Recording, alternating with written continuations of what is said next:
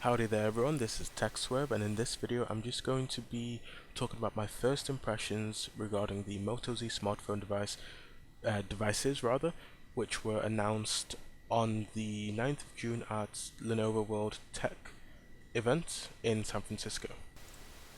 Now I'm just going to start off to say that I was massively interested in the sequel to the Moto X series of smartphones because I actually own the Moto X style of 2015, and whilst it was, in my opinion, a very amazing device, I would class it as being near perfect as far as smartphones go in terms of what I personally see in a smartphone.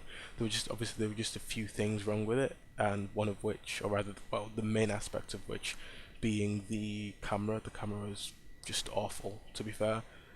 Just plain and simple, the camera was awful compared to every other smartphone on the market. Also, actually, before I actually go any further, I'd just like to sort of say basically that I'm just gonna ignore inherent aspects like what processor it runs, because obviously it's gonna run the latest one. Well, you'd expect it to anyway, but I'm just gonna ignore all those little bits. I'm just gonna focus on the main aspects of the phone in terms of what actually makes the phone, because different phones might have different the exact same processors and whatever, but what makes me personally anyway end up getting a phone is what unique features a phone has. So that's what I'm going to be focusing on in this video. And so obviously, when rumors started hitting about the Moto Z smartphone to be announced on the 9th of June, I got very excited. So anyway, I'm just going to start with what I think are the good things about the phone.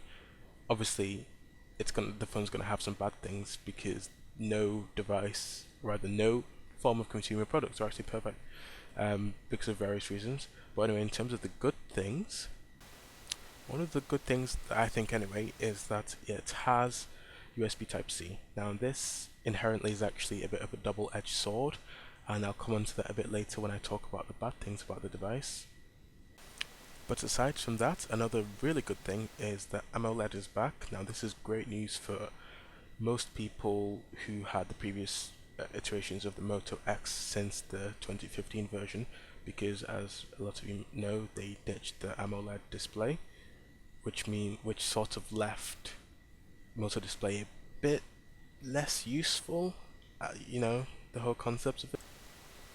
Also, another really great feature that comes with the Moto Z smartphone is that it's modular, but not modular in the sense of the LG G5 that you have to sort of take it apart and put it back together. None of that awkward stuff. It just basically uses strong magnets at the back, and you can clip on peripherals, which Motorola are actually dubbing as Moto mods, basically. So, for example, you can put a projector, and then you can project what's on your screen, onto like the wall, for example.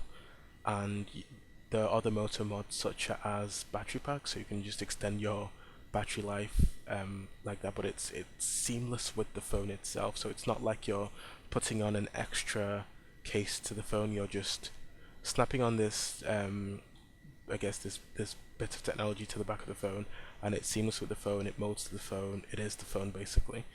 And there's also external speakers. So if you think the default speakers that come with the device itself are quite naff, as some of you might, there is a Moto mod for that basically, and it's an external speaker, and it should. I've not really experienced it myself, but the general gist of the situation is it should provide you with better speaker quality relative to the Moto Z default speakers. Okay, well, so that brings me to the negatives side of the phone. First of all is the camera hump. Now, I didn't quite like this with the Galaxy S6 as well as the iPhone 6 and that sort of stuff. I didn't like how big the camera hump was, and unfortunately Lenovo slash Motorola slash whatever have actually done this to the Moto X slash Z range, and that's not gonna be good. It makes it awkward to place on the table. It's just overall not a very good design choice. However, I do understand that the likely explanation for this, for Motorola anyway, is to facilitate for seamless um, the seamless additions of Moto mods.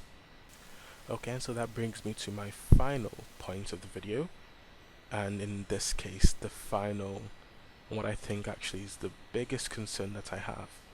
The Moto Z smartphone, as some of you might know, doesn't have a 3.5mm standard headphone jack.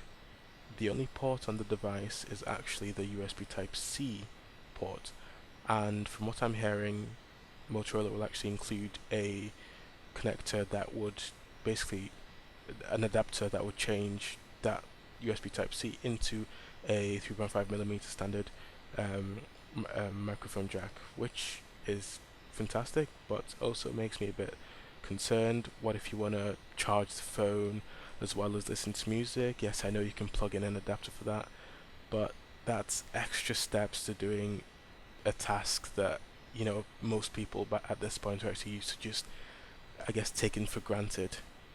So that's my main concern, and that's going to be the main sort of deciding factor in terms of if I do pick up this phone.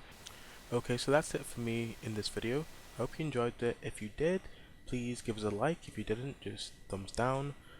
And subscribe if you want to see more videos like this. Okay, that's it for me for now, and I'll see you in the next one.